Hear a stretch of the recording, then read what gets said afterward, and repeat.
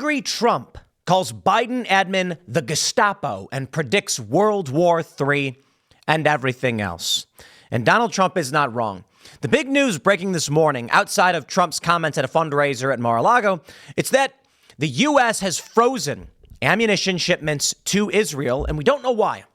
What I can tell you is NBC News claimed it was illegal for Donald Trump as president to block congressionally approved military aid to Ukraine. So here we are, ladies and gentlemen. It is staring you in the face. When Biden shuts down weapons to Israel, there's no big deal. I mean, unless maybe in the next couple of weeks we see an impeachment of Joe Biden. Maybe. It is still young.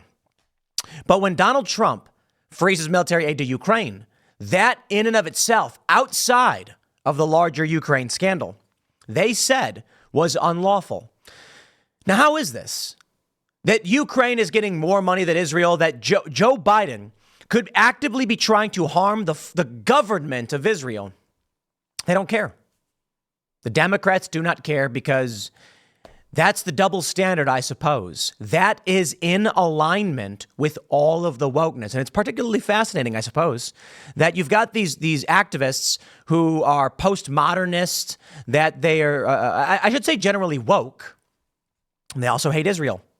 Biden seems to march in lockstep with them. And there's no harm, no foul. At the same time, we're learning that the U.S. Pier being built off of Gaza, which is the U.S. construction of a beachhead, has been suspended because of weather. Yeah, I mean, maybe.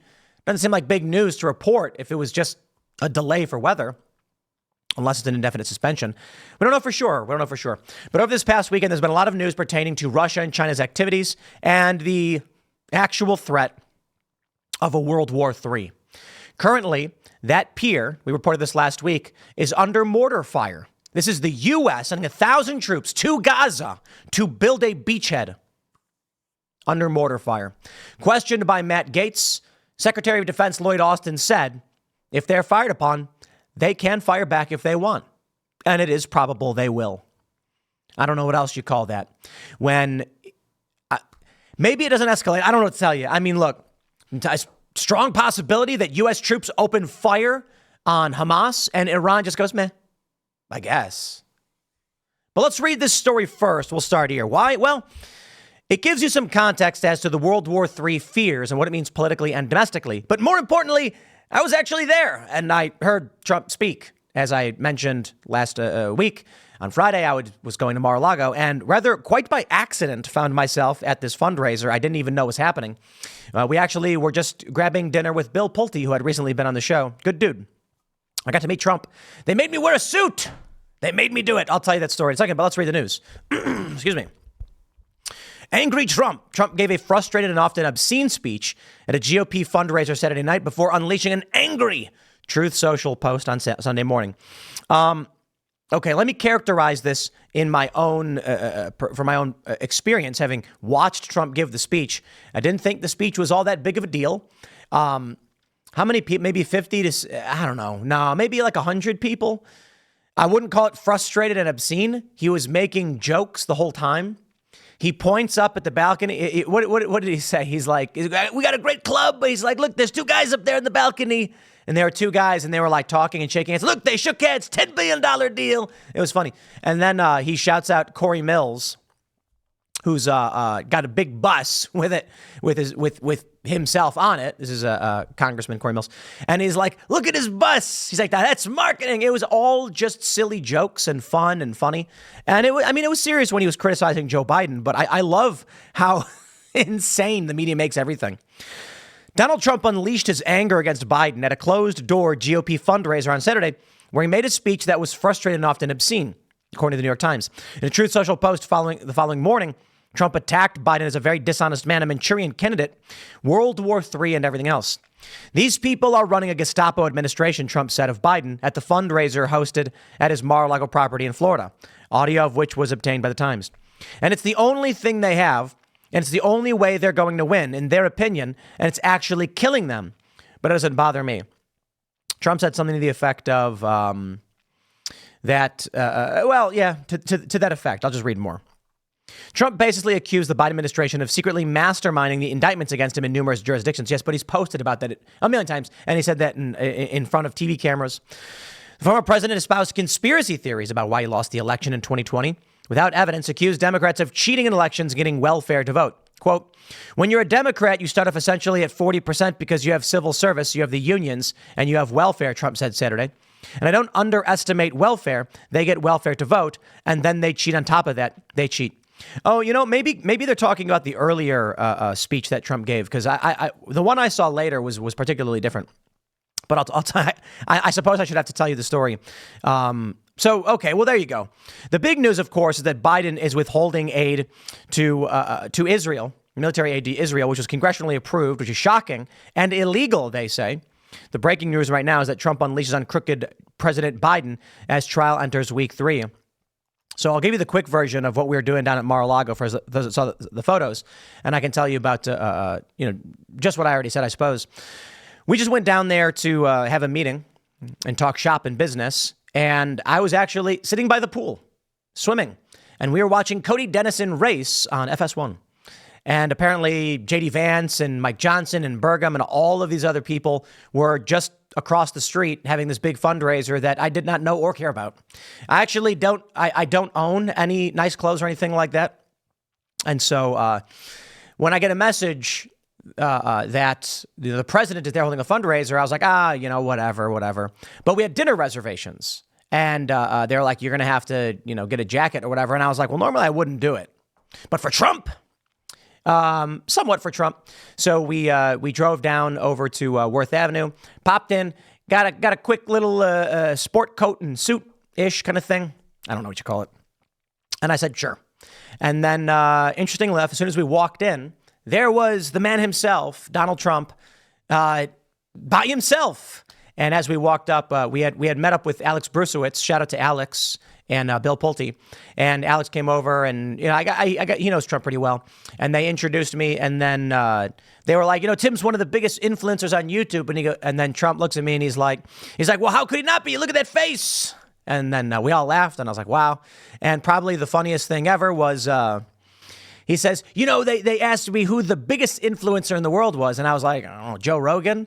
And then Bill goes, it's you. And Trump's like, it is. He's like, I didn't really think of it that way. And then I kind of thought of it. I was like, what a perfectly Trump thing to say. And he is right. The dude posts anything and everyone in the world is sharing it. So that was good fun. Bumped into a lot of people we've had on the show here. Had no idea the fundraiser was even happening, but we got to hang out with some interesting people. And that's how I ended up there with Trump at Mar-a-Lago. But let's read the news and talk about, of course, World War III. The Biden administration puts hold on U.S. ammunition shipment to Israel. The Biden admin has put a hold on a shipment to Israel. 2 Israeli officials told Axios the weapons shipment was stopped last week, leaving officials within the Israeli government scrambling to understand why. When asked about the report, a spokesperson for the White House National Security Council told Fox News Digital that it has supported Israel's defense since October 7th. The United States has surged billions of dollars in security assistance to Israel since the October 7th attacks, passed the largest ever supplemental appropriation for emergency assistance to Israel, led an unprecedented coalition to defend Israel against Iranian attacks, and will continue to do what is necessary to ensure Israel can defend itself from the threats it faces. Israeli Prime Minister Benjamin Netanyahu has vowed to carry out a military operation in Rafah, a city in southern Gaza, where some 1.5 million Palestinians have taken shelter, and where Hamas maintains its last remaining stronghold. The potential Rafah operation to root out Hamas terrorists comes despite warnings from Biden and other Western officials that doing so would result in more civilian deaths and worsen an already dire humanitarian crisis. I don't think so. I think it could not be any worse. The war is what it is. The actions of Israel are not going to be deterred. So when they say doing this will make things worse, I tell you, I don't see the Israel-Palestine situation being worse than it's already been for generations. Now, I understand in the immediate short term, the bombing targeting a massive civilian refuge is going to be very, very, very bad. What I'm saying is it's a war. And whatever happens today or tomorrow, you will see more and more and more human suffering. That's my point. Israel's not going to be deterred by this. But the question is, this is congressionally approved aid. Does Biden even have the authority to do this. I love this from CNN. Here's how they phrase it, because they know what's coming. Biden admin pauses one ammunition shipment to Israel. They actually put one. They actually wrote that in there. But when Biden pauses one little old ammunition shipment to Israel, the reasons are unclear. Really. I take you back in time to January 16th, 2020. Trump administration broke law in withholding Ukraine aid, watchdog says, as Senate prepares for impeachment trial. Heavens me. They say, this is CNBC. The Trump administration broke the law by withholding congressionally approved military aid to Ukraine over the summer for a policy reason, a top government watchdog says. The report by the Government Accountability Office came a day after the House of Representatives sent articles of impeachment of President Donald Trump to the Senate for conduct related to the withholding of aid to Ukraine. Trump held back the funds while pressuring Ukraine's new vice president to announce investigations by that country of former Vice President Joe Biden, the frontrunner for the Democratic presidential nomination. A gross exaggeration, mind you, of what happened. I'll give you the simple version. A video was going viral of Joe Biden saying, I went to Ukraine. I told the president, if you don't fire the prosecutor, you're not getting $1 billion. The prosecutor was investigating his son. Well, I should say the prosecutor was investigating Burisma, for which Hunter Biden was on the board of directors, to clarify. I think that is an investigation that involves his son. We now know, thanks to more information that's been released, that, and this is testimony from Hunter Biden's business partners, they actually reached out, that Hunter Biden reached out and said, we need some help with this one. Biden then a few days later flies to Ukraine and says, fire the prosecutor or else. Trump says to the new president, can you look into whatever this is? There's a video going around. I don't know what's going on. But that's not what they claimed initially was the crime. They claimed outright Trump did not have the authority to withhold congressionally approved aid. Well, here we are, ladies and gentlemen. Joe Biden has done just that. Now, of course, there's a lot to go over. Military Times, US-led Gaza humanitarian aid pier. Oh, I love it. When the military builds a pier off the coast of hostile enemy territory for the purpose of humanitarian aid, we all just believe it, right? Now, I worry for the men and women in uniform who are currently under fire. Lloyd Austin says U.S. troops building Gaza aid pier can return fire if attacked by Hamas. The U.S. military pier for Gaza to shift construction because of weather. Now, this is interesting. Around the same time, Biden says he's cutting this ammo shipments, who knows? The pier is now shifting, temporarily pausing because of bad weather. And instead, we'll continue building it at the Israeli port of Ashdod. Very interesting. So they're moving away. Could it be that they were under fire? And that's the real reason. Well, my friends, it's hard to know for sure. But one thing I can tell you is this. The U.S. government has reportedly been upset with Netanyahu and wants to oust his government and install a new government in Israel. There are people who are absolutely obsessed with Israel and Jews to the point where they believe that this small nation in the Middle East actually controls the entirety of the Western powers. And I'm sorry, I just think, we had this great episode with Elijah Schaffer on Friday on Timcast IRL. And I went into this massive rant. Rant is an unfair way to say it, basically, because it wasn't an opinion. It was me breaking down a fraction of U.S. foreign policy pertaining to the Qatar-Turkey pipeline, the expansion of energy, the ousting of Assad, the Arab Spring, and all of these things and how they're interconnected.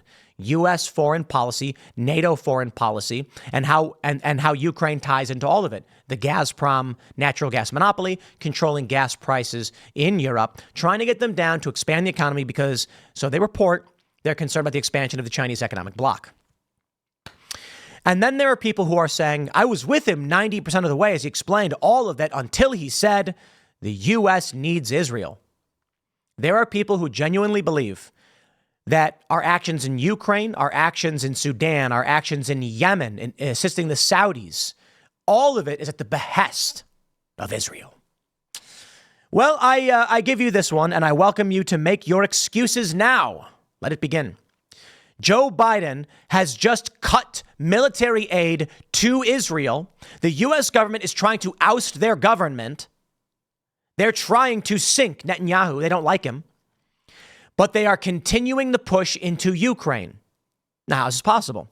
If the Jews in Israel really are, and I'm not saying at the same time, I'm saying there's some groups that believe it's all just Jews, Zionists, or Israel in some fashion. If they're all really in control, why would they cut off their own weapons shipment from their vassal state, the United States? Because the reality is Israel, along with Ukraine, along with many other countries, are effectively vassal states of the United States. Now, they exert influence back towards us. Fact, of course. AIPAC is massively influential. But the idea that we, the United States, are controlled by Israel, and then we just cut the pier, we're no longer going to build the pier in Gaza to assist the Israelis, that Biden is threatening Netanyahu not to go into Rafah, that the U.S. just cut off unilaterally and seemingly illegally, so they claim, a congressionally approved military shipment to Israel, and they're maintaining it with Ukraine. Okay. My argument is that the U.S. is a vassal state of Ukraine. That's the only explanation. That's right, ladies and gentlemen. Ukraine controls the United States. That's why we give them more money than we give Israel. That's why their president came here and demanded the money, and we paid him off. And that's why Trump was impeached when he sent them weapons, when he withheld their weapons. When Trump withheld weapons to Ukraine, they impeached him. But when Biden withholds from Israel, no harm, no foul. You see, it's because Ukraine controls this country. The Ukrainians, they've been orchestrating everything. I'm kidding, right? No, of course not. It's because the U.S. military-industrial complex has priorities. And those priorities right now are war with Russia in Ukraine, to cut off Russia from the Black Sea and to seize control of the territory that transports the Gazprom gas into Europe, that allows them to control a large portion of the market. Russia controls, through Gazprom, around 20%. They also blew up Nord Stream. It's funny. People live in this world. And I tell you, look, there are these people online that want to scream Israel all day. And I tell you, I think the real reason is they want to deflect and keep you disoriented so you're not paying attention to what's really going on. Quick version. There's a lot. We can go way back to the Soviet invasion of Afghanistan and the U.S. support for the Mujahideen, but we'll just go straight to, let's say 2009, when it was reported that Bashar al-Assad's government refused, I don't know if Bashar was in power at the time, but the Syrian government was, I think it was Assad, refusing to allow the construction of a pipeline, the Qatar-Turkey pipeline, into Europe to offset the Russian Gazprom gas monopoly. The U.S., and this is through various reports, you can read about this, and I hope someone writes a book explaining it all. The U.S. is trying to reduce the cost of energy in Europe so they can have an economic expansion, so they can maintain economic expansion. It's always about that. Now, the reason they give is that they want to compete with the expanding Chinese economic bloc. I don't know that I believe them, but that's the argument. When the population starts to decline, what do they say? They say they don't care how, just get more people in, and then you get the mass migrant crisis. They don't care. They want more people. The U.S. goes to Syria and says, we want to build a pipeline, Qatar through Turkey into Europe. Syria says we are allied with Russia, and that would negatively impact their gas sales, so we say no. It then gets reported in The Guardian that around this time, the CIA made the decision, we will remove the Assad government and install a favorable government. At the same time, there was Iran and Syria and Russia were proposing a pipeline built through Iraq into Syria, into Europe, to strengthen Eastern control of gas prices in Europe. The U.S. got very angry, and then, whoops, civil war happens in Syria. Who knows how that happens? Maybe it's just good luck or otherwise. The end result, the U.S. saying Assad is a war criminal. Now, while this is going on, the U.S. clearly losing the effort to offset the Gazprom monopoly, you get, as we move into 2014, the Euromaidan protests in Ukraine, which I was physically present for. And why is it happening? Well, the people on the ground say that we want to join the EU. We don't want to be a part of the Russian Trade Federation because the Soviets have a bad history, Holodomor. And so ultimately, Western groups using soft power support the ouster of Yanukovych, the president, the installation of Poroshenko, I believe it was Poroshenko after this, a president who's more favorable to Western forces. Russia, realizing that they've lost the soft power battle, decides to start building up for a hard power battle, which is the invasion of Ukraine. Surprise, surprise, The Burisma Energy Company has Joe Biden's son on the board and a former CIA director, I believe, of counterterrorism on the board. Why? If you're not going to get the gas pipeline through Syria, your next best option is to control the single gas pipeline Russia already has running through Ukraine. I shouldn't say single, but I should say one of the largest and most powerful. Of course, they had Nord Stream. Hey, guess what? We blew that one up. Like anyone believes Russia blew up their own pipeline. Well, the purpose of taking control of Ukraine is to take control of Russia's sale of gas into Europe. If they cut off Russia from the Black Sea and take control of this pipeline, Russia, which is effectively an icy gas station, they call it, it's a gas station with nukes, that's what they say, will be in a dramatically weakened position with no access to the Mediterranean, and Russia ain't going to have none of that. So Russia says, we will take the eastern Donbass and secure a land bridge. The West is freaking out, saying we have to control this land and shut off Russia's ability to get energy into the Mediterranean. It is how they're funding their operations. Why? From SCNR.com, Russia-China conducting joint exercises in relation to Taiwan, DNI says. Beijing will continue to use its military forces to intimidate. Plain and simple. Russia is a large energy and market vector for the BRICS nations in opposition to NATO. The U.S., taking control of Ukraine, shuts down their oil exports, shuts down a major naval hub they have in the Black Sea, which through the Bosphorus connects to the Mediterranean. This is massively damaging to Russia's ability to sell energy to the West, giving us the advantage and saying, sorry, Russia, if you want to transport your energy into Europe and North Africa, you're going to have to pay a premium. Drop your prices and you pay us. Russia doesn't want to lose that money. So Russia says war. All of it's interconnected. This is why right now, Biden is willing to go to Israel and say, shut your mouth. You're not getting the bullets. You're causing problems for us. Ukraine gets everything. This idea that Israel is secretly in control of what the U.S. military is doing is laughable and absurd. Every step of the way you can watch. You can see the pieces lining up and you can see what the plans are for the U.S. military industrial complex. I don't know for sure because I don't have access to any classified information. I'm just some dude reading the news. But I can tell you this. If it were true that we were under the boot of Israel, here's the cope. The cope is Israel's actually ordered Biden to suspend ammo shipments to throw people off their trail. That's right. Meanwhile, you have all these universities funded by Soros. Now they're saying it's like Pritzker and Soros and these families that are big Biden donors that are helping fund these anti-Israel protests. Sorry, I don't buy it. Where's the anti-Ukraine protest? Laughably insane. I give you this one. We're actually under the control of Saudi Arabia because the U.S. dollar is backed by petroleum, the petrodollar they call it. And so when Saudi Arabia threatens to dump oil into the world market, it will damage our buying power. So we have to beg them, please, we'll do whatever you say.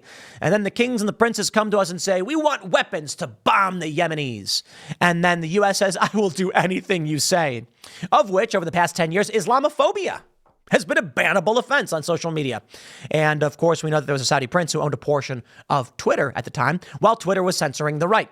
Are we going to sit here and argue that Saudi Arabia controls the United States? No, but we can argue that these countries, all of them, exert a counter-influence as the U.S. seeks to earn favor and maintain relationships that it can use for various reasons. The U.S. wants Saudi Arabia to be in line with its petroleum mission and standards. So it says, okay, Saudi Arabia, you don't do this and screw up our game, and we're going to give you those weapons to go bomb the Yemenis, of which 100,000 children are dead. Same thing with Israel. AIPAC comes here. They say, here's what we're going to, or AIPAC is here. They lobby, and the U.S. says, here's what we need of Israel, so fine, we'll give you something. And then you have Ukraine, a newcomer to the game, which is getting more money than any other country. And when Donald Trump suspends military aid, they impeach him over it. And when Biden suspends Israel, they do nothing. We'll see. Maybe Congress will come out and they'll impeach Joe Biden over it. Okay, then fine. We'll see. The month is young. The year is getting close to half over, actually. So we'll see. But I tell you this, my friends, we are close to World War III, and Trump is not wrong. I don't know why Biden did this, but it has been reported quite a bit that the U.S. hates Netanyahu's government and is trying to oust it. We'll see. I do believe it's true. We are on the path to World War III. It may already have begun, and Donald Trump may be our only hope at avoiding it. I'll leave it there. Next segment's coming up at 1 p.m. on this channel. Thanks for hanging out, and I'll see you all then.